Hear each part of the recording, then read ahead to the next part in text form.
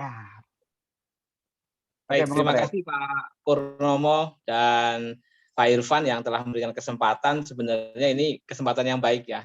Dan saya posisi memang sebagai seorang nakes tenaga kesehatan yang sekarang ada di Jakarta yang jadi relawan tenaga kesehatan COVID di Rumah Sakit Kebayoran Baru. Dan di sini saya jadi provokator Pak ini ceritanya. Jadi provokator buat teman-teman nakes yang lain, baik dokter. Ini ada beberapa peserta yang dari dok dan dari perawat yang mereka saya coba untuk diajak ya, yang masih muda bisa berkarya dan kata Mas Pur itu buku yang ditulis perawat juga bisa kaya begitu.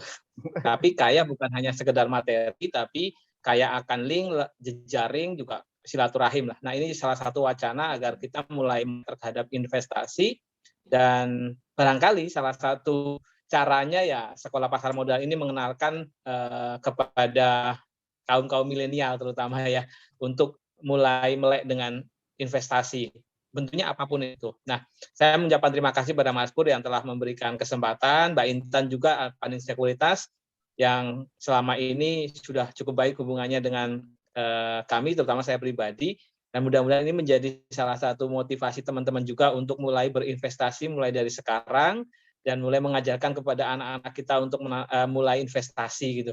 Karena sekarang zamannya zaman investasi, apapun itu bentuknya. Sekali lagi saya ucapkan terima kasih Pak Pur dan Pak Irfan.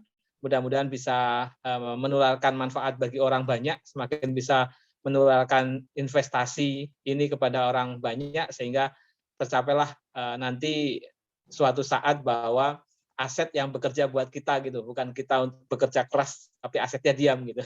Masih ingat kata-kata Bu Sri Mulyani. Terima kasih Pak Pur. Lanjut aja Pak Irfan. Terima kasih sekali atas masukannya dan ilmunya nanti. Terima kasih Pak Dayat, provokator juga ternyata ya. Oke, ini sebenarnya daftar ada 60-an orang ini Pak, tapi kelihatannya yang lain masih telat nanti. Oke, sepenuhnya sekarang waktu dan tempat untuk Pak Irfan. Teman-teman siapkan kopi masing-masing ya. Ini karena online jadi saya seneng ini karena nggak nyiapin kopi ini. Katuran Pak Irfan, menurut saya monggo katuran sekali. Oh iya teman-teman, izinkan saya memperkenalkan dulu Pak Irfan. Beliau adalah Kepala Bursa Efek Indonesia Kantor Perwakilan Yogyakarta. Beliau nanti kalau teman-teman ingin berhubungan dengan beliau bisa melalui IDX Jogja maupun nanti beliau biasanya di akhir slide pasti menampilkan nomor HP beliau. Dan itu beliau sangat komunikatif kalau diajak ngobrol atau dikontak melalui personal. Oke, demikian Pak Irfan, monggo Kak Tura.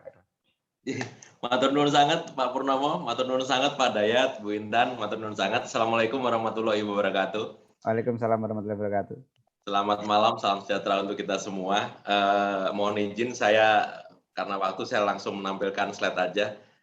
Mohon sedikit ralat Pak Purnomo, saya nampilkan nomor handphonenya di depan ya Pak. Oh di depan ya, nggak di belakang ya? Oh ya. Baik, terima kasih sekali. Matur nuwun sangat atas waktunya. Saya senang sekali nih Pak Purnomo, kami bisa sharing kepada Bapak Ibu semua, mungkin bisa dibilang Bapak Ibu nakes ya, bisa dibilang juga di seluruh Indonesia, barangkali seperti itu. Mohon nanti saya diinterap aja kalau ada pertanyaan Pak Pur. Siap Pak. Terima kasih, matur nuwun sangat. Mohon izin saya dengan berani bilang bahwa kalau berbicara pasar modal, kita berbicara investasi, dan tahun 2021 adalah saat yang tepat untuk berinvestasi di pasar modal Indonesia. Nah ini mungkin gak banyak masyarakat Indonesia yang tahu bahwa betapa besarnya peluang berinvestasi di pasar modal Indonesia. Dan hanya segelintir orang aja di Indonesia yang menikmati keuntungan berinvestasi di pasar modal. Investasi bisa membuat kita berumur panjang loh. Saya jadi teringat Warren Buffett. Warren Buffett itu adalah bapak investor saham dunia. Jadi orang terkaya nomor 3 kalau nggak salah per hari ini di dunia. Kekayaannya bersumber dari investasi di saham. Dan beliau umurnya saat ini 92 tahun. Masih tetap energik, masih tetap kemana-mana untuk sharing, masih tetap kemana-mana untuk menjadi pembicara. Walaupun COVID, beliau tetap menjadi pembicara dengan online gitu kan. Beliau mempunyai tips sehat yang sangat luar biasa dan saya rasa bisa saya sharing juga di sini. Ternyata beliau itu bisa jadi sehat dan energik itu karena yang pertama beliau selalu bangun pagi sekali.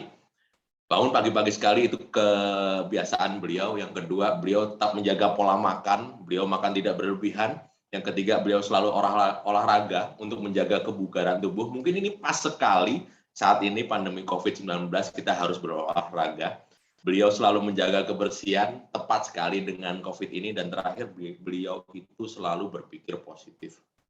Ini yang nggak banyak masyarakat Indonesia lakukan saat ini. Pandemi COVID, banyak orang berpikiran negatif dulu. Untung aja ke pandemi COVID, kalau tidak banyak marak sekali demo-demo yang ada di Indonesia. Karena masyarakat Indonesia selalu berpikir negatif untuk kemajuan, apalagi untuk apa yang dicetuskan oleh pemerintah. Marilah kita berpikir positif, masyarakat Indonesia, teman-teman sekalian, Bapak Ibu semua, Bapak Ibu calon investor pasar modal, kami ajak untuk berpikir positif. Investor percaya bahwa masa depan akan lebih baik, dan investor itu adalah mereka yang selalu berpikir positif. Tanpa pikiran positif tidak akan ada yang namanya investasi. Mohon digarisbawahi. Kalau kita nggak berpikir positif, ya ngapain kita berinvestasi? Kemudian mulai bertindak positif. Nah, setelah kita berpikir positif, marilah kita mulai bertindak positif. Pandemi COVID nggak hanya Indonesia yang terdampak, hampir semua negara di dunia ini terdampak yang namanya pandemi COVID-19. Dari Indonesia masih Indonesia masih berbesar diri, berbesar hati, bangga waktu itu 2019 secara ekonomi Indonesia belum terdampak sama sekali terkait pandemi COVID-19, walaupun secara kesehatan sudah mulai ada korban pada saat itu. Ekonomi Indonesia 2019 masih bertengger di 4-5%. Tapi apa yang terjadi di 2020? Indonesia pada saat itu bilang bahwa pandemi COVID tidak akan sampai ke Indonesia. Ini kan sebenarnya sama seperti santet aja, nyebrang lautan tidak bisa kan gitu. Tapi apa yang terjadi? Ternyata kita kena. Di kuartal 1 ekonomi kita masih positif walaupun sudah tidak sesuai dari target, di mana targetnya 4-5%, ekonomi kita hanya mencapai 2,97%. Ini angkanya Bapak Ibu. Dan pada saat itu Presiden Jokowi sudah mengumumkan bahwa kita terkena dampak COVID-19, ada korban di Indonesia. Yang dari Wuhan waktu itu, coronavirus itu sudah mulai masuk ke Indonesia. Dan kuartal kedua secara ekonomi kita terjerembab, kita turun jauh, minus 5,32%. Nah itu baru terasa, baru kita merasakan bahwa, iya ternyata pandemi COVID itu tidak hanya mendampak pada kesehatan, tapi juga kepada ekonomi. Nah, walaupun telat, tapi pemerintah cukup reaktif. Pemerintah tidak tinggal diam. Saya ingat banget Pak Jokowi waktu itu di sidang MPR bilang bahwa kita terkena dampak pandemi COVID-19, kita ibarat komputer sedang terdifrak, kita diam, kita tidak bisa ngapa-ngapain, tapi marilah kita manfaatkan momentum ini untuk bergerak keluar dari pandemi COVID-19. Kemudian, kalau saya pribadi mengilustrasikan pada saat itu kita ibarat anak panah yang sedang ditarik dari busurnya. Kita mundur memang beberapa langkah ke belakang, tapi nanti pada saat anak panah ini dilepaskan akan luar biasa. Ekonomi kita akan luar biasa, dan kalau kita berbicara pasar modal, semua sektor di pasar modal akan melesat dengan cepat, ibarat anak panah itu ke depan yang luar biasa dan sangat sayang untuk dilewatkan. Pemerintah tidak tinggal diam, pemerintah mengeluarkan dana atau anggaran pemulihan ekonomi nasional dari APBN 2021 sudah tercatat di awal sekitar 356,5 triliun rupiah dan sudah mulai mengalami peningkatan 2 kali. Pertama dinaikkan menjadi 664 triliun rupiah dan terakhir kemarin 774 triliun rupiah, dan itu akan mengucur dalam bentuk stimulus-stimulus yang tujuannya adalah pemulihan ekonomi. Dan luar biasa sekali, ekonomi Indonesia sudah mulai membaik. Kuartal 3 diprediksi 0-2%, nggak sampai target. Di kuartal 3 ekonomi kita masih minus 3,97%, tapi di kuartal 4 ekonomi kita tahun 2020 sudah naik lagi minus 2,97%. Dan di kuartal 1 2021 ekonomi kita naik lagi minus 0,78%. Dan kuartal 2 kemarin, Bapak Ibu pasti pernah mendengar di media massa ekonomi kita, Bu Sri Mulyani bilang 7,7%. Artinya apa? Ekonomi kita sudah mulai melesat dengan luar biasa.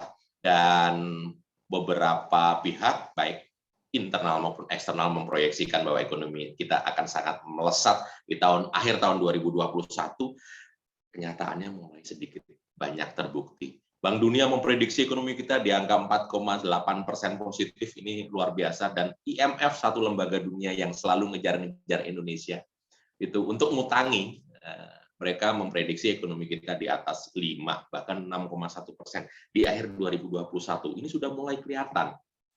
Dan saya teringat ada seorang sahabat bulan lalu mungkin Bapak Ibu sekalian pulang dari Amerika, dari Los Angeles pada saat itu, beliau cerita ternyata di LA itu sudah nggak ada masker. Jadi maksudnya begini, di sana sudah tidak ada masyarakat yang pakai masker dan ekonominya sudah menggeliat dengan cepat. Teman saya itu cerita, ini di sana tuh ibarat burung lepas dari sangkarnya. Semua orang keluar dan semua produk itu laris laku di pasaran. Nah, saya memprediksi Indonesia nanti, suatu saat nanti akan seperti itu. Nah, ekonomi akan pulih. Beberapa katalis positif sudah mengarah ke sana.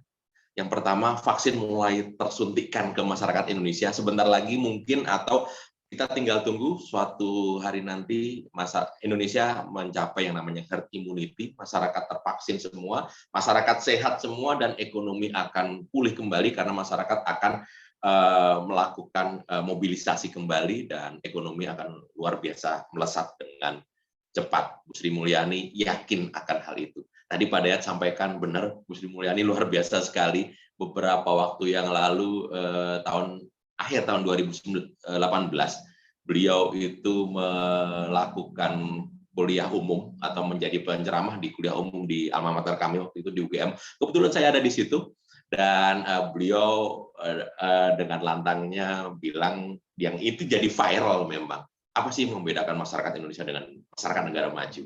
Orangnya sama, mereka tidak pintar-pintar amat, makanannya juga sama.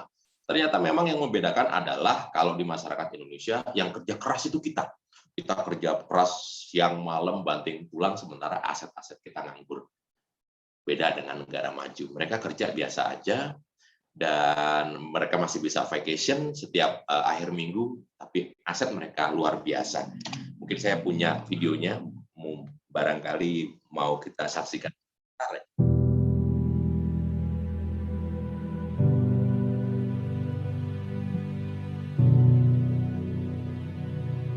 Kenapa kok dia bisa disebut negara maju dan kita negara berkembang?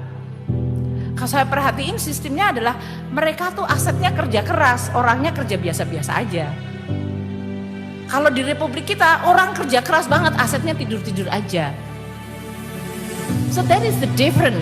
Economic system membuat mereka make sure bahwa semua aset have to work extremely hard. Gak ada uang nganggur, gak ada space nganggur, gak ada barang nganggur, gak ada capital nganggur. They work very hard sehingga orangnya bisa kerja biasa aja dan kemudian dia bisa take vacation. Kalau di Republik kita nggak pernah vacation, kerja terus asetnya tidur. Ada suatu kompleks yang bagus didiemin aja 20 tahun, tanahnya bagus banget didiemin, nggak ada yang berani nyentuh. Karena apa ya? Karena milik negara. Negaranya ngapain? Negaranya tidur, orangnya kerja keras.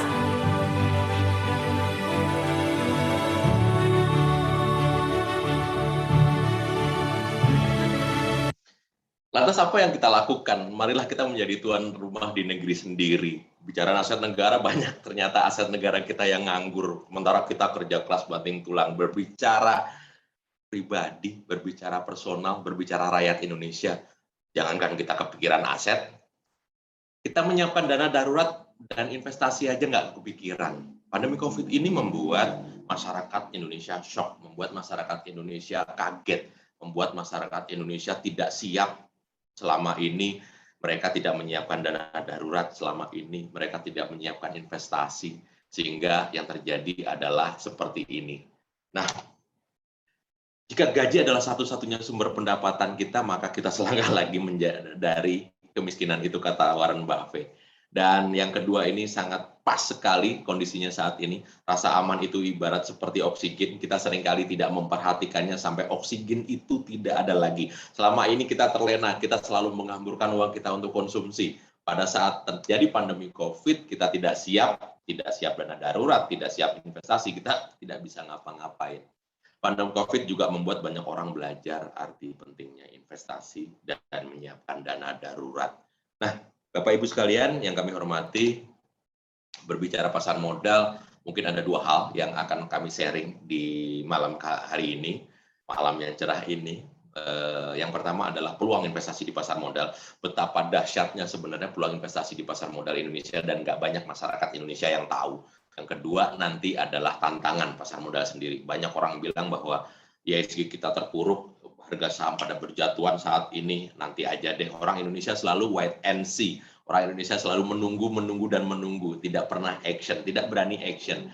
Nah, akhirnya yang action siapa? Masyarakat asing. Dengan adanya Omnibus Law, mereka berbondong-bondong ke Indonesia. Kalau mereka punya uang yang besar, mereka akan membangun pabrik di Indonesia, mengelola pabrik di perusahaan tersebut, dan menjual barang-barangnya. Tapi kalau dananya terbatas, mereka langsung masuk ke portofolio pasar modal Indonesia. Mereka beli saham-saham berfundamental bagus yang produknya kita beli. Jadi ya kalau berbicara pasar modal, inilah kita masih dijajah oleh asing. Peluang investasi di pasar modal, Bapak Ibu sekalian yang belum mengerti, pasar modal itu sebenarnya ibarat pasar tradisional, tempat bertemunya penjual dan pembeli. Simpel seperti itu. Nah, kalau pasar modal adalah tempat bertemunya modal, orang yang mempunyai modal, Bapak Ibu sekalian menjadi investor pasar modal Indonesia, ingin berinvestasi di pasar modal Indonesia, kemudian bertemu dengan perusahaan yang membutuhkan modal untuk mengembangkan usahanya, namanya emiten. Nah, bertemu di pasar modal. Pertemuan inilah ada di pasar modal. Produk kami, saham, obligasi, reksadana, dan lain sebagainya. Artinya banyak produk turunan lain. Nanti mungkin ada sesi lain, di lain kesempatan kita akan coba bahas produk turunan lain. Dari mulai reksadana ETF, kemudian warrant, dan sebagainya. Saham adalah bukti kepemilikan. Dengan membeli saham berarti kita memiliki perusahaan tersebut. Kemudian obligasi adalah surat utang. Perusahaan ingin mendapatkan dana untuk mengembangkan usahanya, jalan yang pertama adalah ke bank, dia pinjam, melakukan peminjaman. Yang kedua ada kemungkinan dia menjual saham, bukti kepemilikan ke masyarakat. Yang ketiga juga dimungkinkan untuk menjual surat utang. Jadi ke masyarakat kita ngutangi perusahaan tersebut untuk perusahaan tersebut bertumbuh. Bisa dikeluarkan oleh perusahaan swasta, bisa dikeluarkan oleh negara. Bapak Ibu pernah dengar yang namanya obligasi retail Indonesia, namanya ORI, itu obligasi yang dikeluarkan oleh negara. Surat utang yang dikeluarkan oleh negara tujuannya adalah untuk pembangunan, untuk APBN, untuk penanggulangan COVID. Yang terakhir ORI, yang terakhir itu ORI 018 itu dikeluarkan untuk penanggulangan COVID-19. Nah, negara mempunyai agunan, salah satunya adalah Gelora Bung Karno, itu dijadikan sebagai agunan untuk obligasi retail negara. Kemudian ada reksadana. Reksadana itu kita tahu ada uang cash, kita tahu ada saham, kita tahu ada obligasi. Cuman kita belum tentu punya waktu untuk memilih nih mana yang baik, mana yang bagus returnnya bagi kita. Nah, ada satu lembaga yang ditunjuk oleh pemerintah, yaitu manajer investasi, yang tugasnya adalah mengelola, meramu, dan menawarkan ramuan jitu kepada kita untuk wahana investasi. Itulah namanya reksadana. Jadi reksadana itu adalah kumpulan dana-dana dari masyarakat yang dikelolakan oleh manajer investasi, dibelikan semua atau beberapa bagian dari instrumen efek, dari mulai saham, uang cash atau deposito, kemudian obligasi, itu reksadana. Mungkin saya akan coba fokus di saham.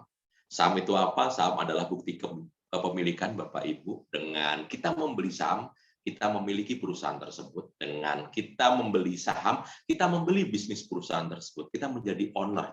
Ada 744 per hari ini, 744 perusahaan baik besar maupun kecil yang menjual sahamnya melalui Bursa Efek Indonesia kepada masyarakat.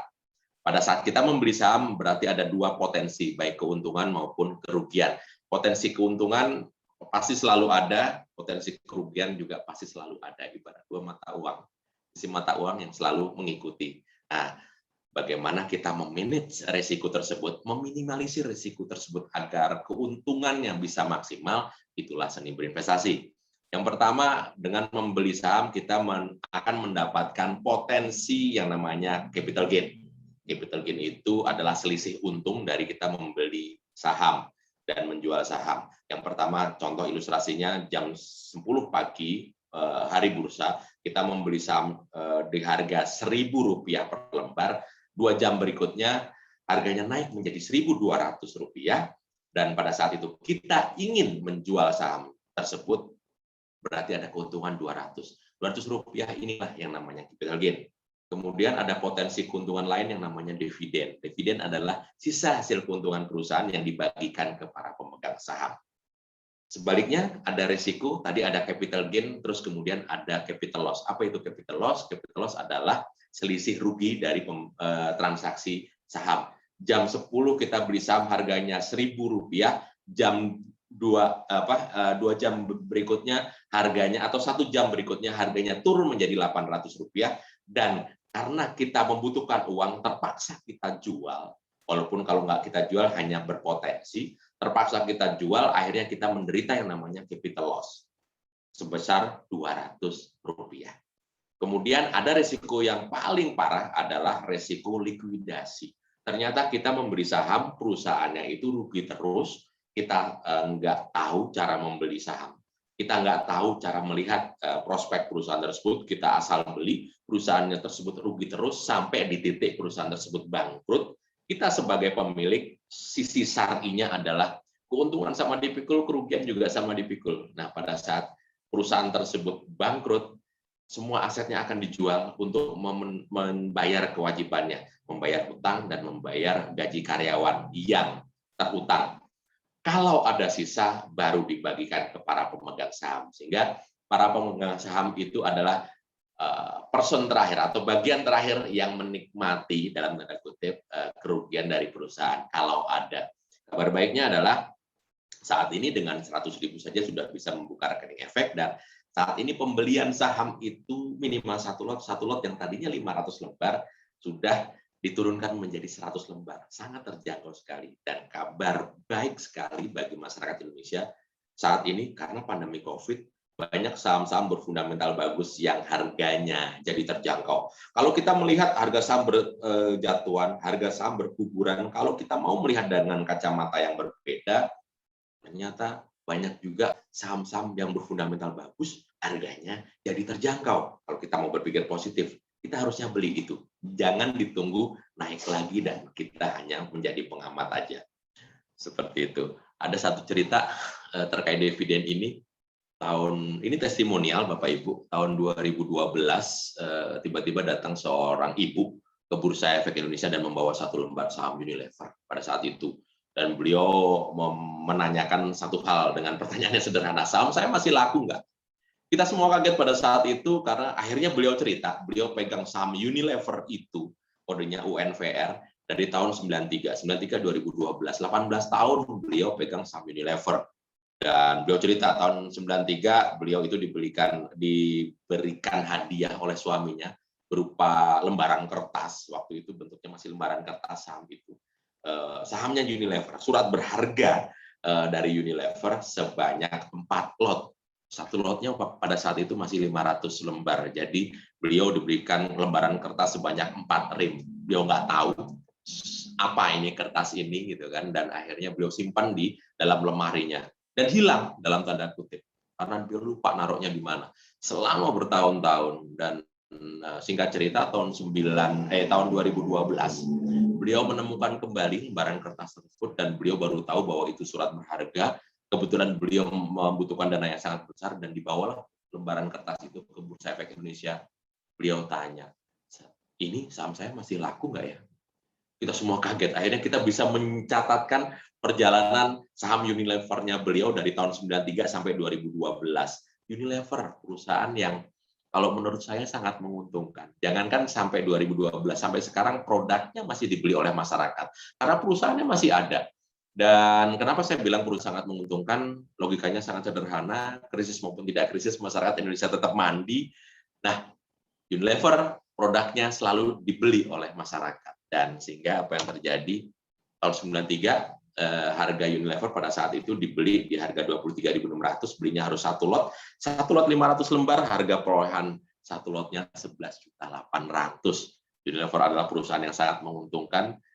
Unilever rajin membagikan dividen sampai setahun 2-3 kali, bahkan 4 kali bagi dividen, sehingga akumulasi dari atau gulungan dari dividen-dividen yang diterima ini sangat luar biasa. Apa yang terjadi di tahun 2012 saat beliau ingin menguangkan saham Unilever ini? Tahun 93 harganya 11.800.000, tahun 2012 harganya menjadi ini Bapak Ibu, 1,5 miliar. Kaget beliau. Kami juga kaget tiba-tiba berhadapan dengan miliuner Indonesia. Beliau kaget tiba-tiba menjadi miliuner Indonesia. Akhirnya tahun 2012 satu lot saham Unilever-nya dijual oleh beliau. Beliau menjadi miliuner Indonesia hanya dengan menyimpan saham Unilever selama 18 tahun.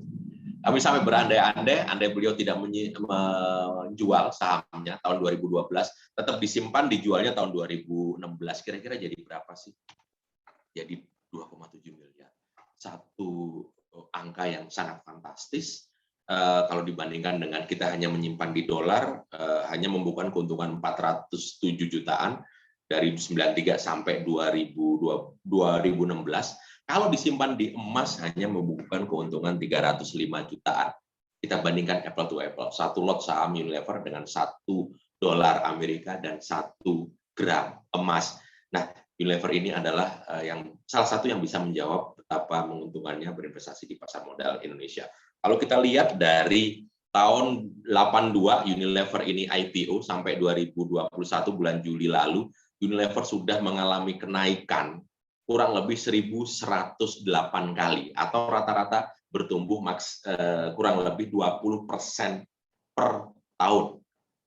Tujuan investasi adalah mengejar laju inflasi. Kita lihat inflasi di Indonesia dalam kurun waktu 10 tahun terakhir, ternyata angkanya tidak lebih dari 9%. Artinya apa? Unilever adalah salah satu produk pasar modal yang bisa dijadikan sarana untuk mengejar laju inflasi.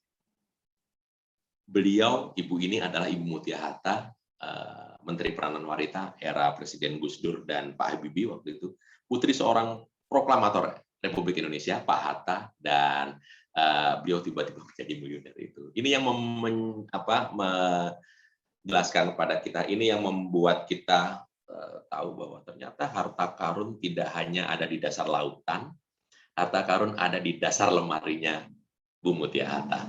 Beliau belum melakukan menabung saham seperti yang digaungkan pemerintah saat ini bersama Bursa Efek Indonesia dan Otoritas Jasa Keuangan. Beliau hanya menyimpan saham selama 18 tahun, dan kebetulan saham yang disimpan adalah Unilever. Sampai saat ini perusahaannya masih ada, sampai saat ini produknya masih dibeli oleh masyarakat. Krisis maupun tidak krisis, masyarakat Indonesia tetap mandi. Selama produknya dibeli oleh masyarakat, keuntungan Unilever luar biasa. Siapa yang menikmati keuntungannya adalah para pemegang saham. Mereka yang mendapatkan dividen. Beliau mendapat gulungan keuntungan, akumulasi keuntungan dividen yang dibagikan kepada para pemegang saham. Kenapa dividen itu penting? Dividen adalah sinyal perusahaan. Kita cari sinyal perusahaan yang kuat dan stabil. Secara sederhana, carilah perusahaan yang konsisten, setidaknya membagikan dividen, rajin membagikan dividen selama kurun waktu 10 tahun terakhir. Kenapa dividen itu penting? Dividen adalah cash flow, profit nyata dalam bentuk cash yang langsung diterima pada saat kita masih pegang saham tersebut. Tanpa harus kita jual, kita langsung menerima dividen dan langsung ditransfer ke rekening kita. Profit nyata, cash flow, profit nyata. Kemudian yang ketiga, ternyata nggak banyak masyarakat Indonesia yang tahu bahwa keajaiban dunia ke-8 ada di pasar modal Indonesia, namanya compounding interest. Bunga majemuk, keuntungan berlipat, dapat dividen, dibelikan lagi sahamnya, dapat dividen, dibelikan lagi sahamnya. Itu terus. Nah, ini ada 2 orang teman saya yang membuktikan keadaan ini, membuktikan adanya compounding interest dan benar. Jadi ceritanya sederhana, ini testimonial. 2 orang teman saya ini sama-sama orang Jawa Timur, orang Surabaya. Mungkin Bapak Ibu yang berasal dari Jawa Timur tahu di sana ada Bank Jatim, kodenya BJTM. Dua orang teman saya ini adalah sama-sama nasabah Bank Jatim. Ceritanya begini. Tahun 2013 dengan modal yang sama, mereka akan membuktikan adanya compounding interest ini. Mereka beli saham Bank Jatim, kodenya BJTM, di hari dan jam yang sama, sehingga harganya dapat yang sama dan jumlah lotnya sama pula. Katakanlah investor A dan investor B. Nah, mulai saat itu investor A tahun 2013 akhir BJTM membagikan dividen. Investor A mendapatkan dividen yang sama jumlahnya dengan investor B. Bedanya adalah yang investor A, dividen tersebut uangnya dibelikan saham BJTM lagi, kalau yang investor B uangnya diambil untuk konsumsi. Tahun 2014 akhir mereka mendapatkan dividen dengan jumlah yang tidak sama karena investor A jumlah sahamnya sudah bertumbuh, sementara investor B sahamnya jumlah lotnya tetap. Terus begitu sampai cut off 2020 bulan November, ternyata investor A dan investor B mendapatkan nilai investasi yang berbeda. Ada selisih sekitar 3,8 juta menang investor A. Artinya dahsyat sekali compounding interest ini. Keajaiban dunia 8 ada di pasar modal Indonesia dan nggak banyak masyarakat Indonesia yang tahu, apalagi menikmati kondisi ini. Nah, terus bagaimana cara memilih saham yang bagus, gitu kan? Banyak pertanyaan ini. Kalau saya, ini bukan rekomendasi, ini adalah hanya sekedar sharing. Ada 3 sebenarnya minimal yang harus kita ketahui secara sederhana, secara umum. Nggak perlu hitung-hitungan ekonomis. Yang pertama adalah industrinya harus bertumbuh di masa depan. Ya ngapain kita berinvestasi dengan membeli perusahaan kalau industrinya nggak bertumbuh di masa depan? Karena tujuan investasi adalah mendapatkan keuntungan. Yang kedua, perusahaan selalu membagikan dividen. Tujuan investasi adalah mendapatkan keuntungan. Perusahaan kalau untung selalu membagikan dividen. Carilah perusahaan yang selalu membagikan dividen. Minimal 10 tahun terakhir. Kita cari. Dan gampang sekali nanti kalau Bapak Ibu menjadi investor Panin Sekuritas, di Panin ada platform, ada sistem online trading yang bisa tinggal cari situ perusahaan mana sih yang rajin membagikan dividen. Kemudian yang kelima, memiliki kondisi keuangan yang sehat. Ya, kita mau membeli bisnis perusahaan tersebut, kita harus memilih perusahaan dengan kondisi keuangan yang sehat. Ini kok ada revenue selalu tumbuh minimal 5% dalam 3 tahun terakhir, kemudian NPM minimal 5% dan ROE minimal 10%, itu adalah kita harus mencari valuasi perusahaan tersebut. Sulit? Enggak, Bapak Ibu sekalian. Sangat mudah sekali karena tinggal klik kalau Bapak Ibu sekalian sudah mendapatkan platform dari Panin Sekuritas nanti. Ini adalah contoh yang bisa kita lihat, kebetulan ini contohnya saham syariah, kodenya Mayora, MYOR, gitu kan. Produknya di sebelah kanan ini, tanpa sadar kita sudah pernah makan, sudah pernah konsumsi produk-produk ini. Harga sahamnya beberapa waktu yang lalu cuma 219.000 per lot, artinya dengan uang sebesar 219.000 ini kita bisa membawa pulang perusahaan sekali bermayora dari pasar modal Indonesia. Orang katanya pandemi COVID membuat banyak perusahaan terpuruk. Mayora adalah salah satu perusahaan yang justru malah diuntungkan. Kenapa pandemi COVID membuat banyak WFH, work from home. Banyak juga kalau orang milenial istilahkan kaum rebahan. Nah, konon kaum rebahan itu temannya cuma 2. Yang pertama adalah pulsa dan kuota. Yang kedua adalah camilan. Mayora masuk di dalamnya. Yang ahli hisap ketiga adalah rokok. Nah, seperti itu. Nah, ini satu peluang yang bisa didapatkan walaupun di tengah keterpurukan selalu ada peluang di pasar modal Indonesia. Kemudian Bapak Ibu yang senang susu, ini bukan susu beruang yang viral beberapa waktu yang lalu. Ini susu Ultra, PT Ultra Jaya Milk Industri Tbk. Harganya juga sangat terjangkau sekali, Rp161.000 per lot. Nah, ini juga perusahaan yang diuntungkan dengan adanya pandemi. Nggak semua perusahaan itu rugi, terpuruk karena pandemi. Banyak sekali peluang di tengah keterpurukan. Yang terakhir tadi kaum rebahan adalah pulsa, kuota, dan camilan. Nah, ini salah satunya adalah TLKM, Telkom. Harganya Rp311.000 per lot. Kita akan bisa membawa pulang perusahaan sekaliber Telkom. Telkom itu kemarin untung 16,8 triliun tahun 2020 kemarin. Di tengah pandemi banyak perusahaan rugi, mereka malah untung. Keuntungan Telkom itu disebabkan karena penjualan IndiHome dan Telkomsel. Artinya pulsa dan kuota itu diborong oleh masyarakat, kaum rebahan itu tadi. Nah, ini adalah contoh perusahaan-perusahaan dengan fundamental yang bagus dan sangat liquid di Bursa Efek Indonesia. Paling sederhananya kita bisa milih perusahaan-perusahaan ini karena apa? Kami mempunyai indeks LQ45, perusahaan yang sangat liquid, dan selama 2016 sampai 2021 bulan Januari kemarin, perusahaan ini belum pernah keluar dari indeks. Secara sederhana kita bisa tinggal pilih perusahaan ini. Mungkin kita menjadi konsumen dari perusahaan ini, tapi belum kepikiran untuk menjadi investor di membeli sahamnya di perusahaan ini. Presiden Soeharto tahun 77 meluncing kembali, meresmikan Bursa Efek Indonesia. Tujuannya cuma satu, Bapak Ibu, pemerataan ekonomi.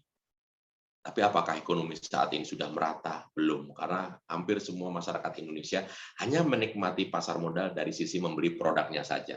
Kita rame-rame memborong produknya, keuntungan perusahaan naik, kita lupa untuk membeli sahamnya.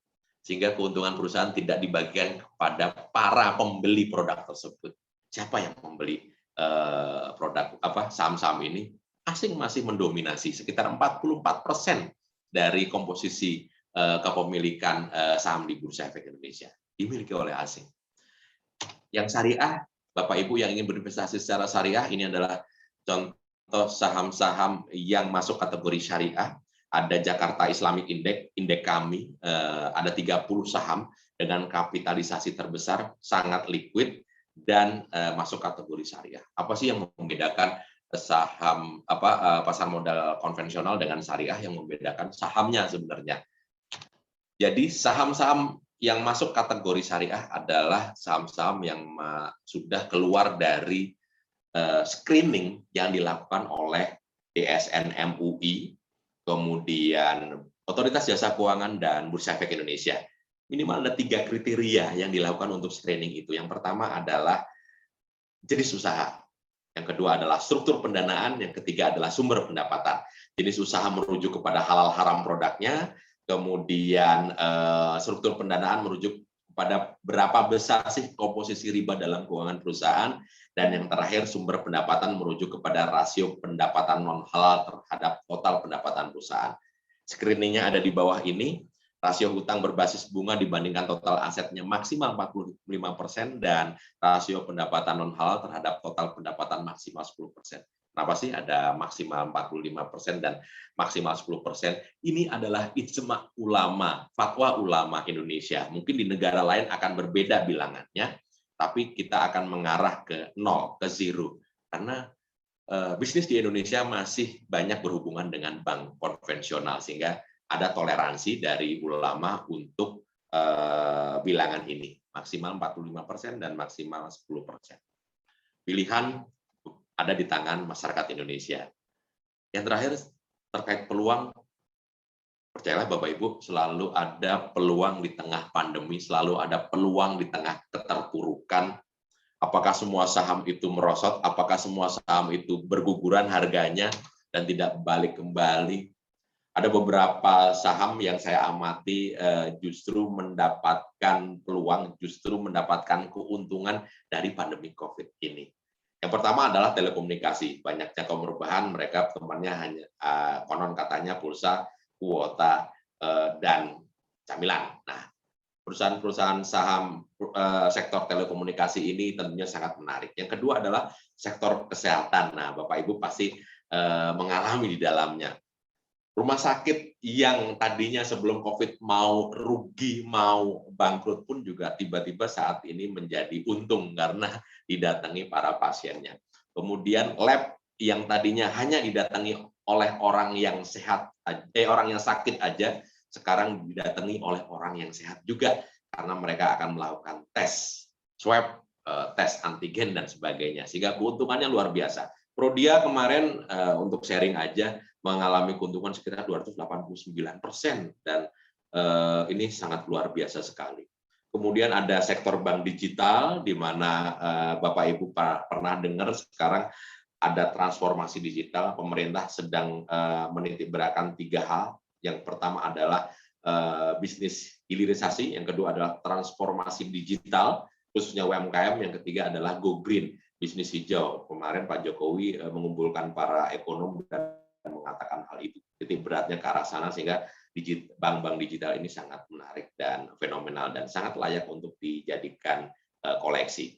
Kemudian tentunya sektor farmasi terkait dengan pandemi COVID ini, Bapak Ibu pernah dengar kemarin ramai sekali ada vaksin berbayar dari Kimia Farma, dan waktu itu saham Kimia Farma naik luar biasa, tapi ternyata Presiden waktu itu menyampaikan bahwa tidak jadi ada vaksin berbayar sehingga harganya kembali turun. Nah, ini yang harus kita waspadai. Walaupun ada peluang di tengah keterpurukan, kita harus jeli melihat bagaimana nih. Sampai kita harus bisa memilih bagaimana memilih perusahaan yang baik dan menguntungkan bagi kita. Mungkin nanti Pak Purnomo akan sharing bagaimana cara memilih perusahaan yang baik dan menguntungkan bagi kita. Ini struktur pasar modal Indonesia, kami diawasi oleh Otoritas Jasa Keuangan, kami bersama SRO 3 serangkai, Self Regulatory Organization, Bursa Efek Indonesia, Clearing Penjaminan Efek Indonesia, dan Kustodian Sentral Efek Indonesia. Kami dibantu oleh teman-teman anggota bursa, Panin Sekuritas dalam hari ini, dan kita akan menumbuh kembangkan pasar modal Indonesia. Ibarat mall, kami SRO adalah pengelola mallnya, diawasi oleh Otoritas Jasa Keuangan, dan teman-teman dari Panin Sekuritas adalah penyewa mall-mall tersebut. Bapak Ibu adalah pengunjung mall kami, yang dibeli adalah saham, saham yang dihasilkan oleh para emiten kami. Total ada 744 emiten, 744 perusahaan yang listing di Bursa Efek Indonesia dan menjual sahamnya kepada masyarakat Indonesia. Kita bisa memiliki perusahaan tersebut dengan sangat murah dan terjangkau sebenarnya. Ini BI dan anak perusahaan, ini anak perusahaan kami. Kalau berbicara peluang kerja di masyarakat, nah silakan kalau ada teman dan saudara ingin berkolaborasi bersama kami, bisa masuk bergabung dengan Bursa Efek Indonesia dan anak perusahaan kami. Ada SIPF, kalau di bank itu ada LPS, Lembaga Penjaminan Simpanan, kalau di pasar modal itu ada Indonesia SIPF, ini adalah penjaminan dari sisi kami. Jadi ini diselenggarakan untuk lebih membuat investor ini merasa aman berinvestasi di pasar modal Indonesia. Selamat datang di Bursa Efek Indonesia, bursa teruntung di dunia kurun waktu 10 tahun terakhir dengan market cap 7.000 triliun, luar biasa. Kalau kita berbicara ini dua fungsi utama pasar modal, yang pertama adalah sebagai tempat mobilisasi dana jangka panjang dan sarana alternatif investasi. Yang kedua adalah pasar modal sebagai indikator atau tanda naik turunnya ekonomi suatu negara. Apakah pasar modal itu bangkrut? Tidak. Kalau melihat dari situ, karena kita sebagai indikator naik turunnya ekonomi suatu negara, Indonesia. Pak, bursa kita adalah bursa teruntung di dunia selama kurun waktu 10 tahun terakhir dan nggak banyak masyarakat Indonesia yang tahu. Kita bicara saat ini terkait 7,5 triliun nilai transaksi per hari dan 15-16 triliun nilai obligasi per hari. Dan kalau kita lihat posisi uang di dunia nih ya Bapak Ibu, market cap Bursa Efek Indonesia itu 7.000 triliun, APBN Indonesia itu 2.000 triliun, kemudian cadangan devisa Indonesia itu 1.700 kalau nggak salah triliun rupiah, tapi dibandingkan dengan satu perusahaan di Amerika namanya BlackRock, itu perusahaan investasi. Dana kelolaan investasinya kemarin terakhir saya baca 75.000 triliun rupiah, kita nggak ada apa-apanya. Kemudian kalau kita berbicara market cap sebuah perusahaan aja di Amerika, Google, itu market cap-nya 750 miliar US dollar. Sementara kalau digabung market cap semua perusahaan yang ada di Bursa Efek Indonesia baru di angka 500 miliar US dollar. Secara size kita memang kecil, tapi secara potensi kita merupakan teruntung di dunia. Ini yang nggak banyak masyarakat Indonesia menikmati itu. Nggak banyak masyarakat Indonesia yang menikmati keuntungan dari bursanya tercinta. Karena apa?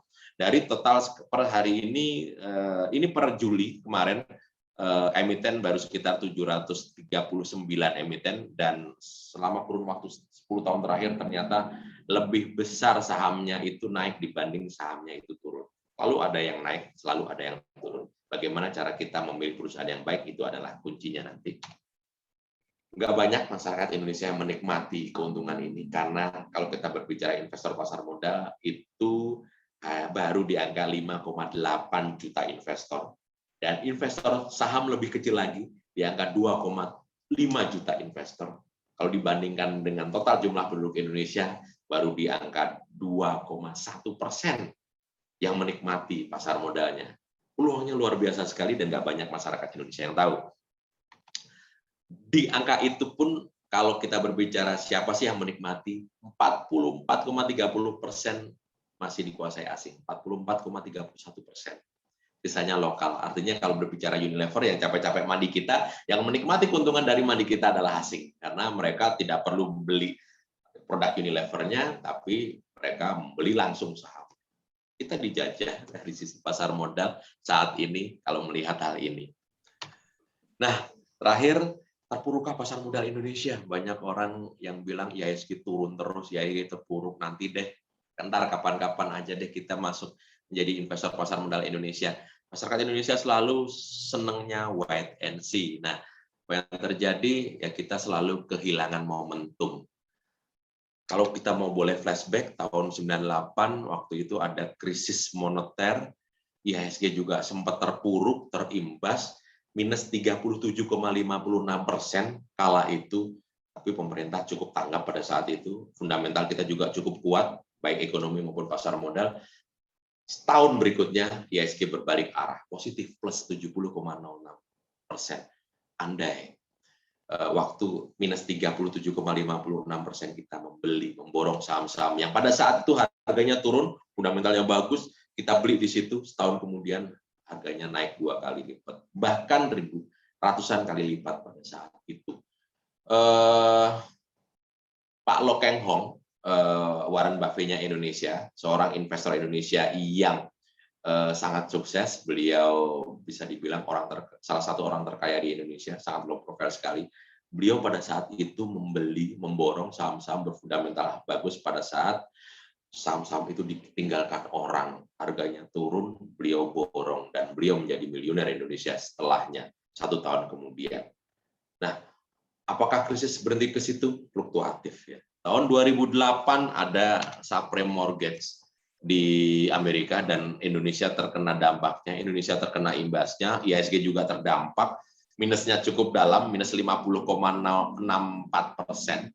Tapi sekali lagi, karena pemerintah mempunyai pengalaman penanggulangan krisis, dalam setahun kemudian IHSG berbalik arah, 86,98%. Ya terjadi siklus seperti itu terus. Nah, tahun 2020 ini, atau bisa dibilang krisis 2020 atau krisis COVID-19 ini, hanya menyebabkan IHSG terpuruk minus 27%. Maaf, minus 24%, dan sudah berbalik arah. Tidak lebih parah dari krisis 98, tidak lebih dalam dari krisis 2008. Nah, ini momentumnya, ini saatnya untuk menjadi investor pasar modal Indonesia. Tantangannya sedang kami tanggulangi bersama, dari mulai kurangnya pemahaman masyarakat, kita gencarkan sosialisasi dan edukasi. Bapak Ibu sekalian, matur nuwun sangat waktunya kita bisa sharing, matur nuwun sangat Pak Purnomo dan Bu Intan. Dan kemudian maraknya investasi ilegal itu juga tantangan kami. Saat ini masih banyak investasi ilegal yang membuat korbannya berjatuhan di Indonesia. Ini data dari OJK tahun 2021, masih banyak laporan, ada 79 investasi ilegal. Kemudian peer-to-peer lending juga ada laporannya sampai pegadaian ilegal. Ini datanya. Bapak Ibu harap waspada kalau Satgas Waspada Investasi Ilegal, Satgas Waspada Investasi Otoritas Jasa Keuangan selalu mewanti-wanti kita kalau ada tawaran investasi. Minimal ada 2 hal, 2L namanya, legal dan logis. Legalitasnya seperti apa, kemudian logiskah tawaran keuntungan yang ditawarkan.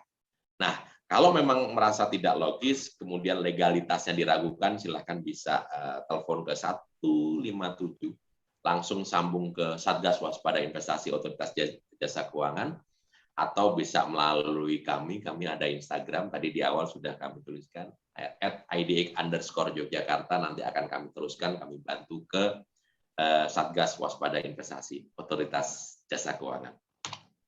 Baik, sebagai penutup, marilah kita beli kembali Indonesia. Marilah kita beli kembali saham-saham di Bursa Efek Indonesia yang tanpa sadar produknya kita beli.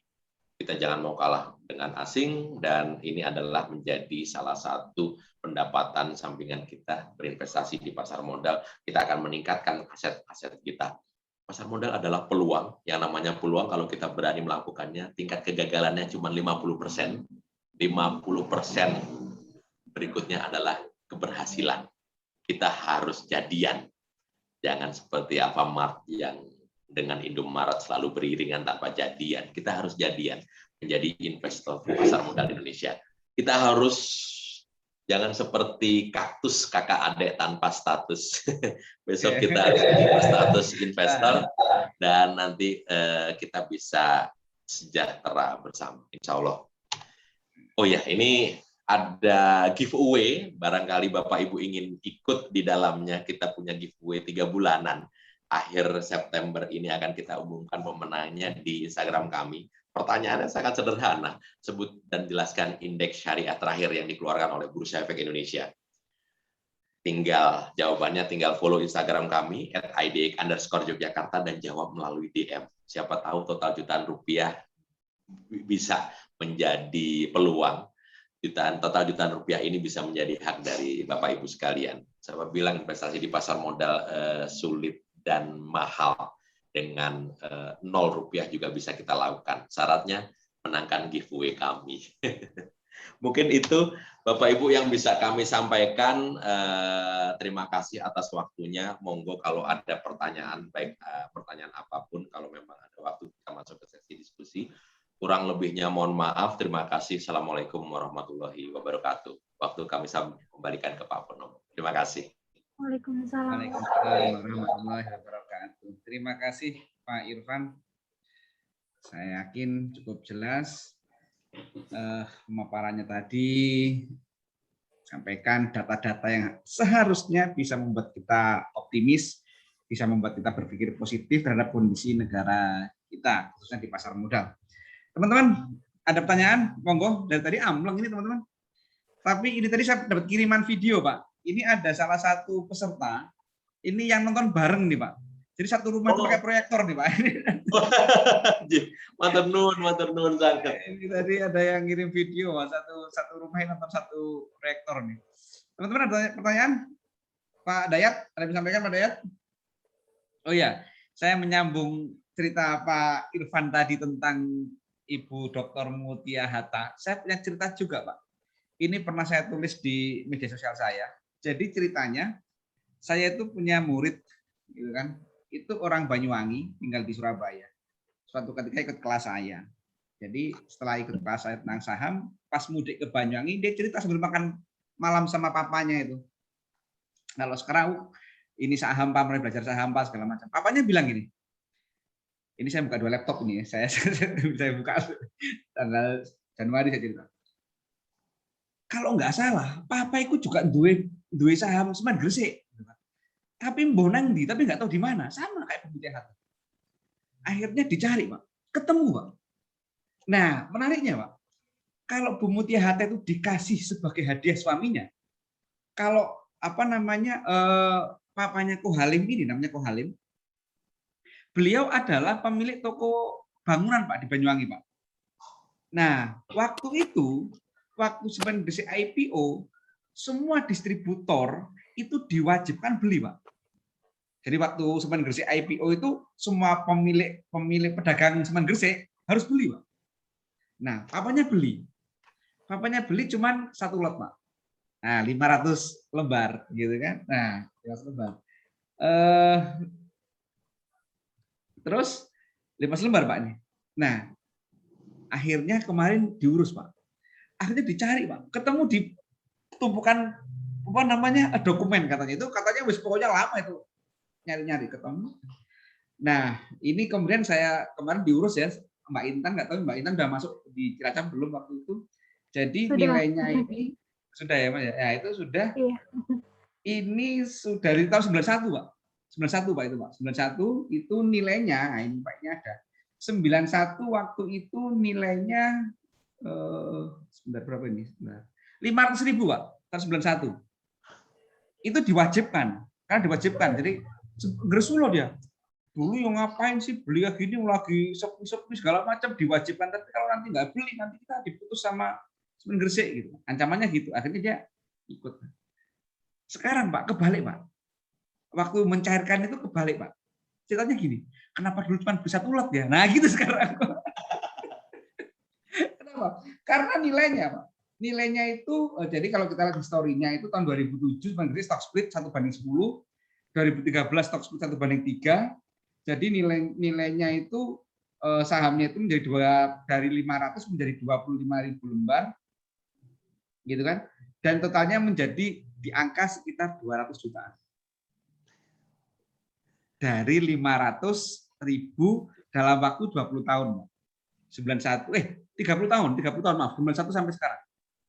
Menjadi 200 sekian juta, Pak. Wah, misal Pak, kenapa dulu cuma satu ya gitu. Nah, itu teman-teman, itu cerita. Nah, cerita-cerita inilah yang kalau teman-teman itu kita gunakan ya. Ini kebetulan di sini ada juga yang masih SMA Pak, ini Pak pesertanya Pak. Inilah untuk persiapan kita masa nanti dewasa. Bagi yang masih pekerja sekarang persiapan masa pensiun, itu mungkin dari sini. Gitu kan? Karena saya masih ingat nasihat dari Ipo Santosa. Orang Indonesia itu aneh. Mempersiapkan masa pensiun itu 2-3 tahun sebelum pensiun. PNS, BUMN itu sama. Gitu kan? PNS itu malah lucu lagi gitu kan. Pensiun kurang setahun baru dikasih kelas-kelas. Kelasnya kan kambing gitu kan. Peternak ayam gitu kan. Nah, idealnya mempersiapkan masa pensiun itu bukan 2-3 tahun sebelum pensiun, tapi 2-3 tahun setelah dapat kerja. Setelah usia produktif. Nah, inilah teman-teman sekalian, saham. Konsep tadi cerita dari Pak Irfan tentang Bumi Harta, cerita saya tentang Kohalim dengan Semen Gresiknya. Ini bisa dipraktekkan dan tanpa ilmu. Kalau Bumi Harta itu hadiah nggak ngerti apa-apa, lah ini dipaksa, waktu itu dipaksa tanpa ilmu. Nah, tapi perusahaannya perusahaan sehat. Nah, itu teman-teman ada pertanyaan sebelum saya lanjutkan? Halo, ini ambleng-ambleng ini Pak Dayat. Ini pendiam semua kayak ini Pak Dayat. Ini mungkin bisa ini ya, bisa interaktif ya dengan ini ya. Karena ini kan konsepnya konsep webinar ya. Jadi ada panelis yang satu arah atau dua arah, bisa ya Mas Pur ya? Kalau yang mau ngomong saya jadikan panelis saja deh. Ayo, yang ini saya jadikan panelis satu-satu ya. Bisa langsung chat ya. Ini agak cerita ya Pak Irfan ya. Jadi keberadaan saya ini di Jakarta itu belum lama. Kemudian tadi cerita-cerita dengan ini ada koordinator bidang koordinator UGD juga yang sudah lama investasi gitu ya Pak. Jadi satu kata-kata yang tadi saya kutip di Pak Irfan adalah teman-teman ini tertarik Pak Pur. Jadi bingung. Yang pertama tadi memilih sekuritas ya, karena sekarang kan ada beberapa aplikasi yang barangkali mereka kenal gitu, tapi belum paham betul bagaimana segi keamanan sehingga cari-cari dari informasi. Nah, salah satunya adalah sudah lama nih kenal, tapi belum action gitu Pak Irfan. Nah, ini penekanan di sini. Di sini mungkin teman-teman juga butuh sharing informasi ya, karena sebelum sampai action itu ya salah satunya kalau kita belum memiliki sekuritas ya belum bisa gitu. Maksudnya jadi maaf ya, ini kalau sharing terkait dengan nakes ya Pak ya, kalau habis dapat insentif yang kadang-kadang sampai 4 bulan 5 bulan baru dibayarkan kan kesannya Mas Pur sudah merasakan mungkin kalau di daerah ya Mas Pur. Apa insentifnya? Saya diem aja. Jadi kadang-kadang maaf ya sampai untuk melakukan investasi itu bingung. Makanya kemudian ketika maaf saya buka aplikasi, kadang mereka ngintip-ngintip apa itu Pak Dayat gitu. Kadang-kadang loh kok bisa seperti itu. Akhirnya diskusi lah. Akhirnya ya ini momentum-momentum kayak gini ada beberapa teman yang memang ingin dibantu. Salah satunya adalah memutuskan ya action, kemudian memiliki sekuritas, kemudian tadi Bapak mulai belajar. Kalau mau nggak mau kan harus dipaksa untuk mengetahui tadi. Salah satu memilih perusahaan yang sehat itu bagaimana. Dan satu yang saya kemudian ingat bahwa menjadi bagian dari sebuah perusahaan itu kebanggaan. Tanya, kamu sudah dua apa? Aku sudah perusahaan loh. Wah, perusahaanku papat gitu, meskipun 0,0001% gitu. Nah, itu makanya yang bagi yang masih bujang, masih perjaka, itu cocok itu Pak. Jadi kalau ngelamar anaknya orang, kerja di mana Dek? Oh, saya mah nggak kerja. Oh, nggak kerja gitu kan. Tapi saya ownernya sudah muncul. Oh, keren loh ownernya sudah muncul gitu kan. Kan bapaknya nggak ngerti, nggak tanya berapa lot gitu kan. Ya, buat Gojek aja memotivasi bahwa memang ya itu perlu seperti memulai dari sekarang itu nggak ada kata terlambat barangkali. Itu Pak Pur. Monggo teman-teman, ya ini ada Mas Fajrul. Teman-teman, ini kan Pak Irfan nih waktunya beliau terbatas. Jadi teman-teman silakan bertanya dulu. Nanti saya akan menyambung dengan materi tadi. Nah, Pak Irfan, ada pertanyaan Pak Irfan. Bagaimana perbandingan saham dengan aset cryptocurrency? Lebih berisiko mana Pak? Monggo Pak Irfan. Baik, terima kasih Pak Pur. Ini menarik sekali. Lagi rame nih memang aset cryptocurrency. Kami di pasar modal memang nggak bisa masuk ke ranah sana secara langsung, tapi karena ini waktu bebas ya, saya akan coba lihat ada 3 hal sebenarnya kalau kita berbicara tentang cryptocurrency. Yang pertama adalah resikonya sangat tinggi.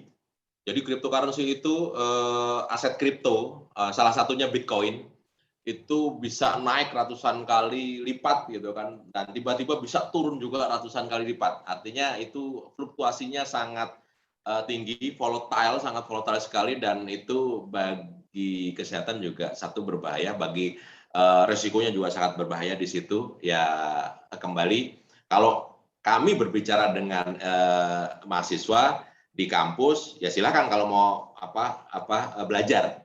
Hanya belajar ya, di situ monggo aja. Tapi ini risikonya sangat berbahaya. Yang kedua adalah tidak atau belum adanya bursa, belum adanya regulasi yang benar-benar secara detail mengawasi itu. Barusan Bursa Berjangka Jakarta, barusan Bapepti itu mengeluarkan bahwa produk cryptocurrency atau aset kripto yang sesuai dari ratusan produk cryptocurrency itu hanya 219 yang diakui. Itu yang pertama. Yang sisanya enggak diawasi oleh Bapepti. Kemudian yang kedua, belum ada bursanya sampai saat ini. Jadi ya risiko kembali tanggung penumpang.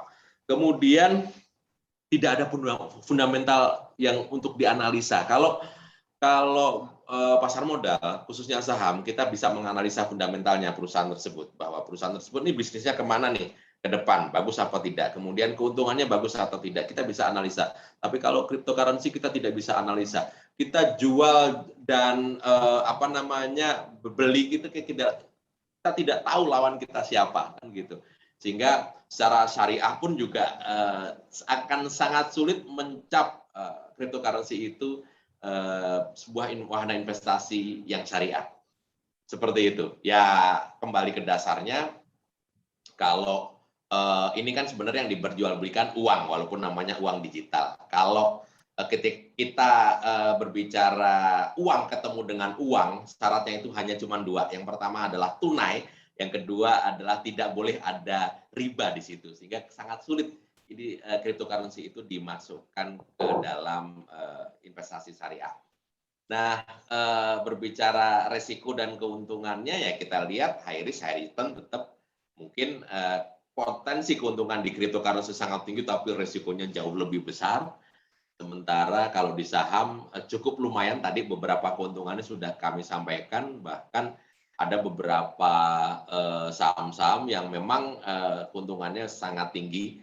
Tapi sekali lagi kita harus melihat dari sisi resikonya juga ya, cryptocurrency juga resikonya jauh lebih tinggi dibanding di pasar modal. Mungkin itu Pak Pur yang bisa kami sampaikan untuk pertanyaan cryptocurrency dari Pak Umar. Matur nuwun. Sebentar Pak, saya masih berisik Pak, sebentar Pak.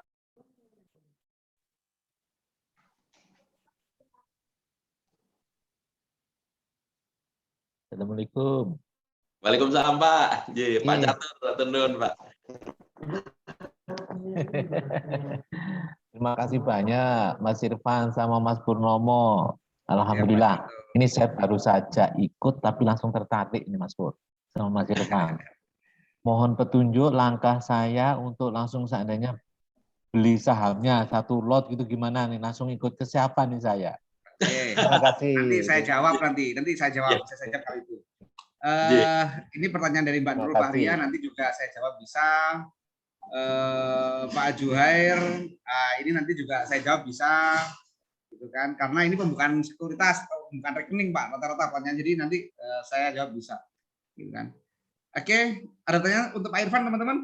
Kalau untuk masalah pembukaan rekening segala macam nanti saya yang jawab, akan saya sampaikan materi setelah ini. Saya akan share slide. Untuk Pak Irfan ada pertanyaan teman-teman, karena Pak Irfan biasanya selesai Pak Irfan, beliau langsung undur gitu kan, undur diri, saya yang mengganti menghandle. Ada pertanyaan untuk Pak Irfan? Kalau tidak ada akan saya lanjutkan. Saya 5, 4, 3, 2, 1 aman nggak ada nih. Pak Irfan, terima kasih. Terima kasih Pak Irfan. Monggo. Terima kasih Pak Irfan. Terima kasih Pak Irfan. Saya izin Terima lanjutkan. kasih Pak Irfan. Pak Dayat, matur nuwun sangat Pak Purnomo, dan Bapak Ibu semua. Sama-sama Pak Irfan. Matur nuwun sugeng dalu. Oke, malam Pak Irfan. Waalaikumsalam. Oke, teman-teman, terima kasih. Saya izin share screen. Sebentar. Mana tadi? Sebentar, teman-teman ya. Sebentar. Saya share screen sebentar. Oke, sudah. Ya. Saya izin share screen. Apakah kelihatan, teman-teman? Apa kelihatan? Halo? Ya, kelihatan. Ya, kelihatan ya.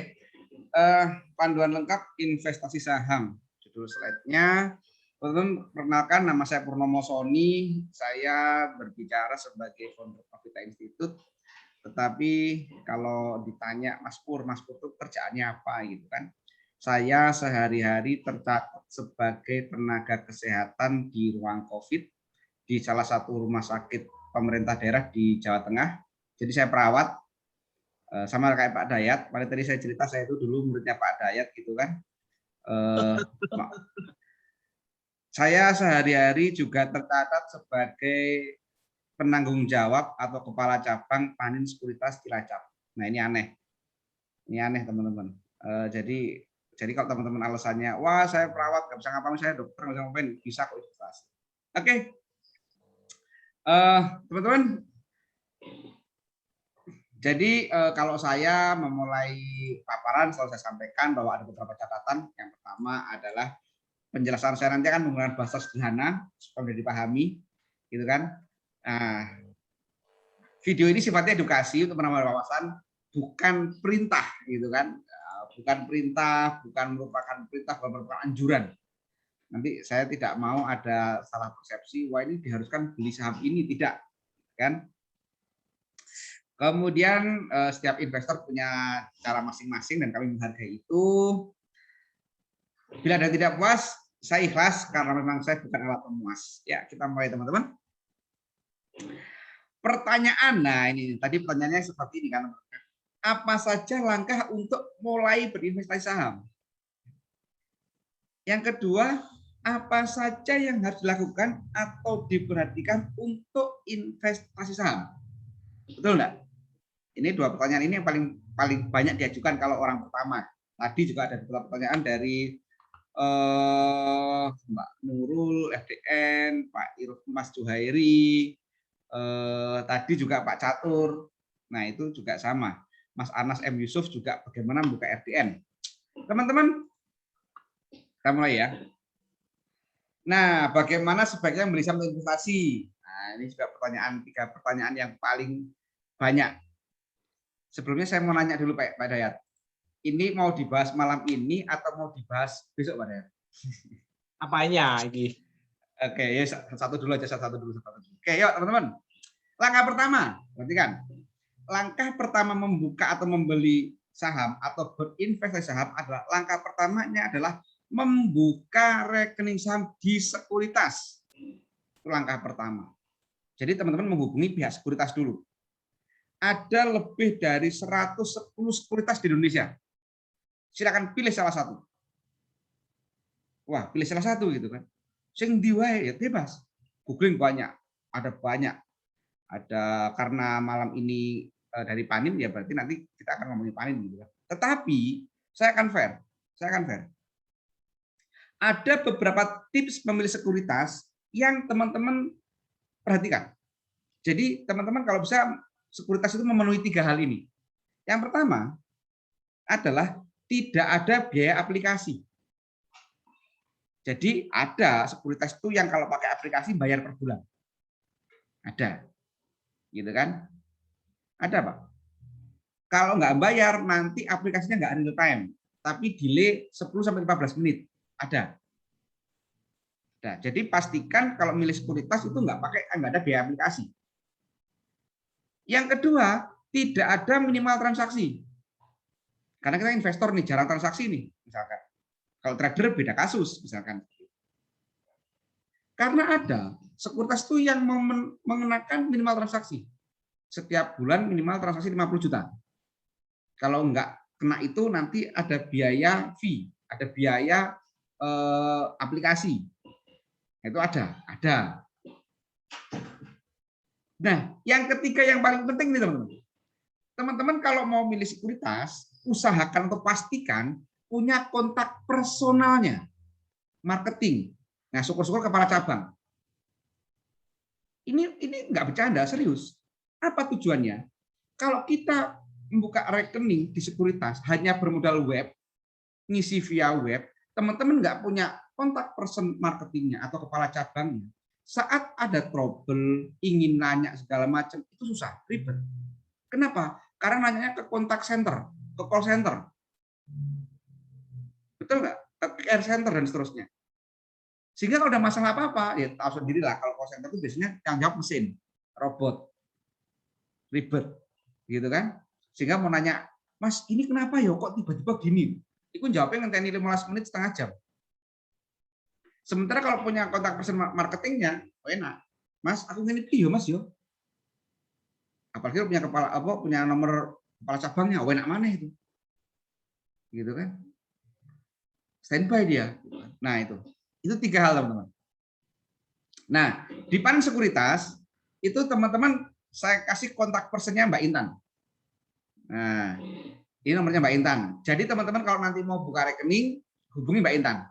Akan dibantu. Namanya Mbak Intan. Kalau nomor saya, Pak. Nah, ini Mbak Intan tuh ini yang person ngomong sebentar.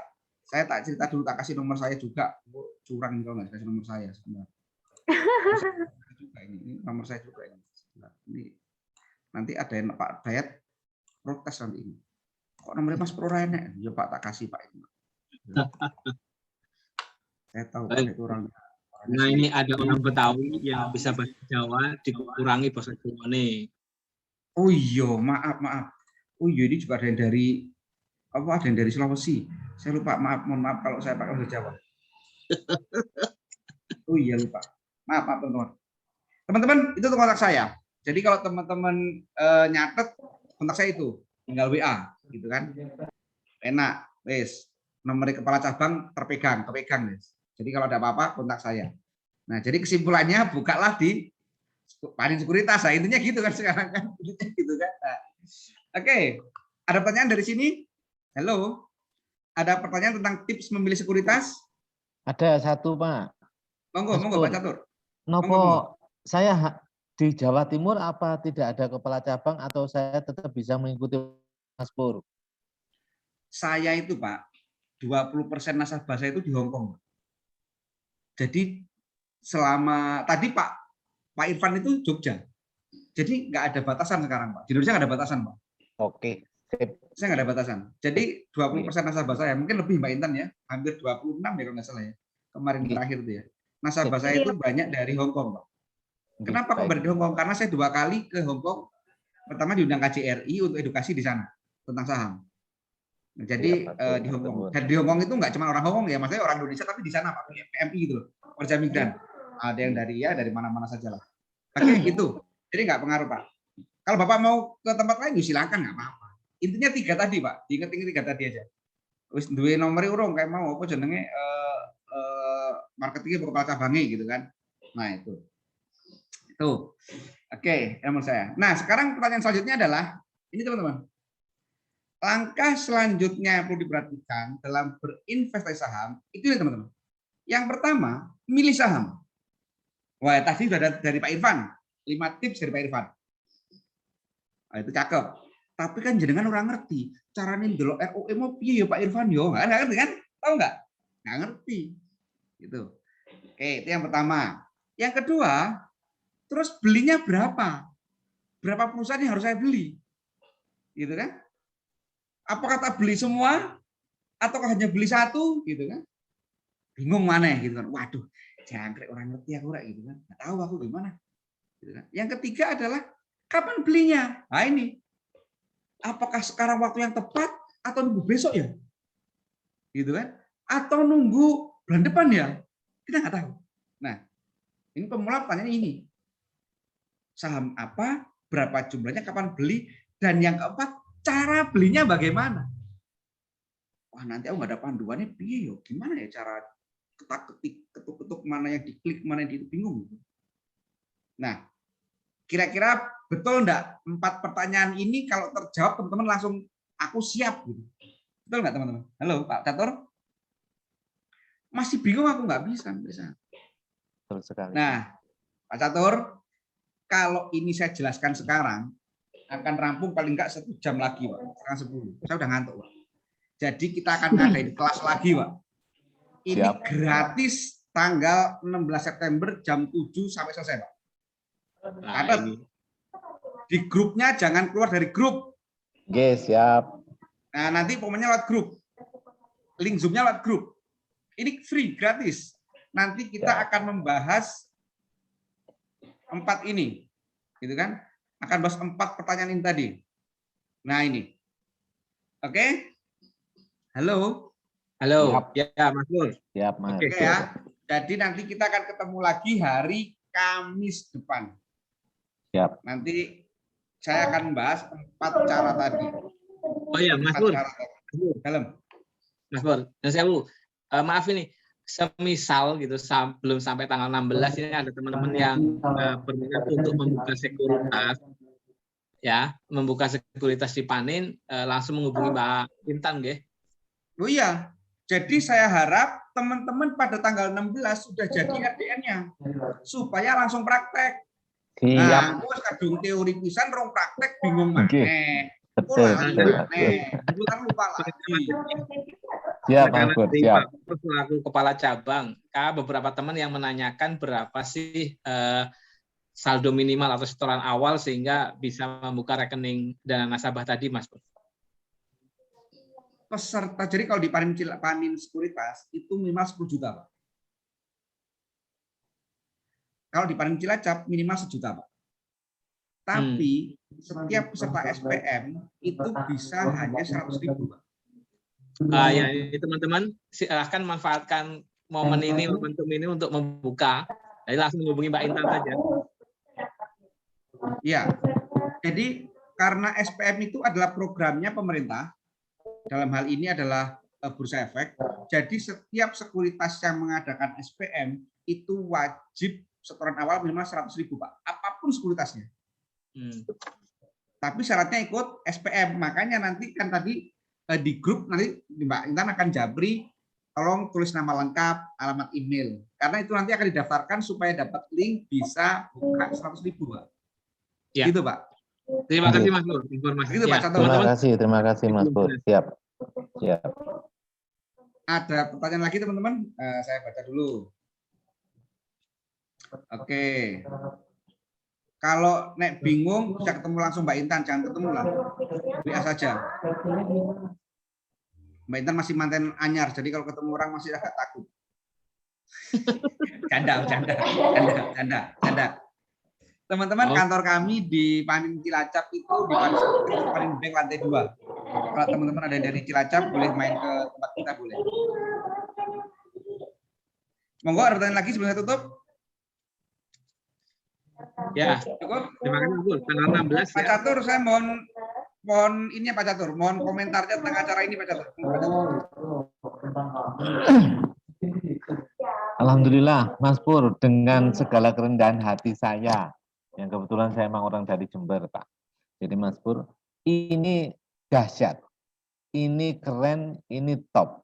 Yang walaupun saya yang tadinya memandang sebelah mata tentang saham, dengan penjelasan dari Mas Irfan tadi, ditambah penjelasan dari jenengan, itu langsung saya tertarik, langsung saya ingin mengembangkan, ikut berpartisipasi dalam saham. Bahkan saya harus juga ikut belajar sendiri nantinya bagaimana sih bermain saham yang aman, yang tidak terprovokasi, yang mengetahui profitnya, dividennya, yang seperti itu Mas Pur. Ini keren banget Mas Pur. Terima kasih. Oke, terima kasih Pak Catur. Terima kasih. Jangan Jembernya mana, Pak? Saya di Jalan PB Sudirman, Pak, di di Kurutan, daerah ya? Pagah, Pak. Nggih. Kalau saya itu Gumuk Mas, Pak. Gumuk Mas. Astagfirullahaladzim, ya Allah, alhamdulillah. Alhamdulillah. Oke, jadi saya kalau mudik masih ke Gumuk Mas, Pak. Oke, teman-teman, ada pertanyaan dari Mas Brawijaya. Persyaratannya apa saja? Oh iya, persyaratannya punya EKTP itu wajib dan rekening BCA atau rekening Panin. Wah, ini yang tanyakan Mas Pur. Harus BCA sama Panin ya Pak Pur? Iya, gampang kok. Sekarang kalau buka rekening BCA itu bisa online. Bisa online. Nggak harus keluar rumah. Terus setoran awalnya juga murah di BCA dengan catatan pilih yang untuk pelajar atau untuk apa gitulah, lupa saya. Tabungannya tabungan apa gitu. Gitu. Karena nanti kalau nggak jadi gini ya. Teman-teman masih ingat kasus Jiwasraya ya. Jiwasraya itu efeknya besar. Salah satunya adalah pembukaan rekening saham, Pak. Jadi sekarang itu untuk kayak know your customer-nya itu kalau membuka manual itu harus foto langsung dengan kepala cabang. Nah, ini yang repot. Jadi kalau teman-teman hanya punya rekening bank BRI ya Bu bisa ngisi pakai manual bisa, tapi harus ke Cilacap foto sama saya. Kan nggak mungkin dong. Ada dari Magetan, ada dari Makassar nih. Gitu kan. Makanya syaratnya adalah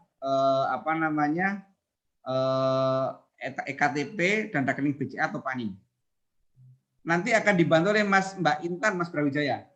Mbak Intan nanti boleh di-share link. Adakah yang di sini yang belum masuk grup WA? Nanti silakan masuk. Nanti akan kita kasih link Zoom untuk minggu depan juga.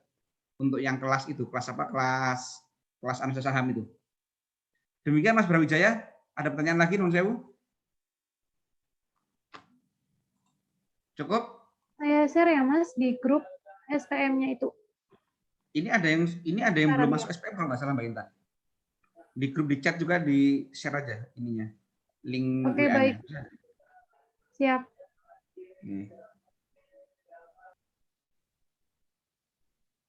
Oke.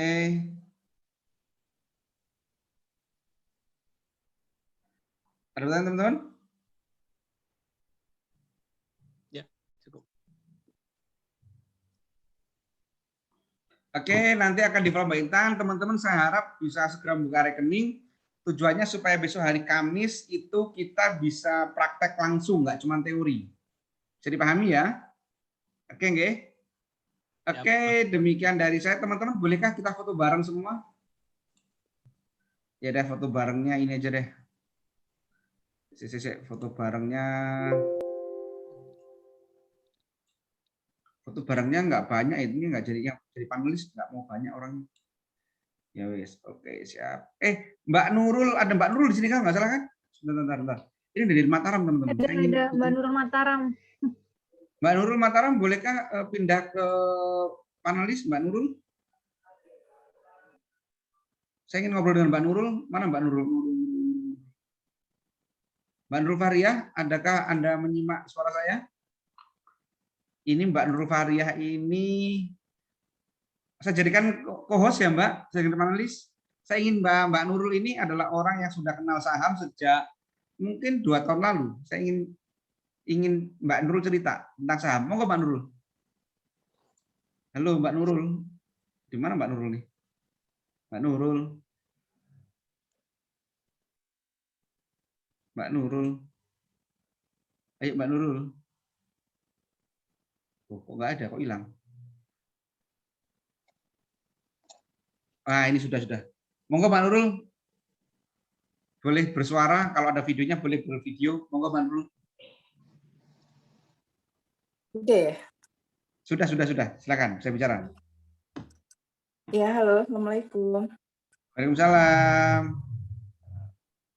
Pengalaman saya sejak ikuti ini ya trading saham. Mulainya deg-degan sih ya, karena waktu itu mulainya cuma dana 1 juta. Tapi awal pertama tuh dapat profitnya berapa ya Mas? 10.000 ya? Ya, lupa saja. 10.000 tapi udah senang banget. Awal-awal itu masih belajar, tapi lama-lama dikasih modal 5 juta, terus beli sahamnya Ciputra, ya langsung profit tuh, dapat 5%. Bisa buat buka puasa, udah. Waktu itu. Udah seneng banget. Tapi waktu itu ya masih sih sarannya Mas Pur, memang awal-awal itu nggak usah ngebut dulu. Pelan-pelan aja, modalnya jangan banyak-banyak dulu. Jadi setelah kita luwes, udah paham udah paham trik-triknya lah. Belajar fundamental lagi, belajar teknikal, belajar yang lain-lain. Ngulik-ngulik ilmu saham dari Mas Pur, dari mana-mana. Ya lumayan sekarang modalnya udah 30 juta. Luar biasa. Tapi itu ya kalau profit biasanya saya tarik lagi. Buat penghasilan ya Mbak ya? Buat jajan ya Mbak? Enggak, lumayan. Mbak Nurul Lumayan itu tahun berapa ya Mbak? gitu. Saya lupa ya. Mbak Nurul itu orang Jogja tapi tinggal di Mataram kalau nggak salah. Betul nggak Mbak Nurul ya? Iya, saya di Mataram. Di Mataram. Kenal tahun berapa ya Mbak saham Mbak? Ya? Kenal tahun berapa dulu ya saham ya? 2017 ya kalau nggak salah. 17? Ikut kelas 2017 profitnya itu? sebelum gempa itu. Oh sebelum gempa ya. Jadi Mbak Nurul ini awalnya ikut kelas privatnya Profita gitu kan. Ya kalau saya itu ngajarin orang tuh pelan-pelan Mbak. Jadi seperti orang ngangkat beban tuh loh. Ngangkat beban itu jangan langsung beban 50 kilo, kita nggak kuat. Kalau perlu dari yang 5 on dulu. 5 on kuat, nambah 7 on, harus sabar gitu. Oke, terima kasih Mbak Faria. Teman-teman, kita foto bareng dulu ya. 1, 2, 3. Mbak Intan, tampilkan wajahnya Mbak Intan. Yuk, kita foto bareng dulu teman-teman. 1, Mbak Intan di wajahnya malah hilang. Wis ayu. 1, 2, 3. Oke, terima kasih. Oh iya, ada yang resign 1 kali. Bentar, tutup. Ada pertanyaan? Cukup nih? Oke, demikian teman-teman. Pada terima kasih. Kita ketemu lagi hari apa Mas Juhairi? Hari Kamis. Hari Kamis jam 7:30 ya. Nanti Hari siapkan Kamis. waktu paling tidak 1,5 jam. Ya, hari Kamis siapkan waktu paling tidak 1,5 jam. Kita mulai jam 7 aja mungkin jam 7 aja ya. Biar nggak terlalu malam, setelah ngantuk gitu kan. Nanti kita mulai menjawab pertanyaan yang tadi. Oke ya? Siap. Oke, terima kasih teman-teman. Matur Para nuwun semua. Mas Pur. Oke, Terima kasih Mas Pur. Terima kasih semua semuanya. Mas Budi, saya Terima kasih, Mbak Mas, Intan. semuanya. Sama-sama. Terima Terima Mbak kasih Mas Intan. Di Pur, lagi. Mbak Intan. Terima kasih banyak. Bareng-bareng. Assalamualaikum. Ah. Salam.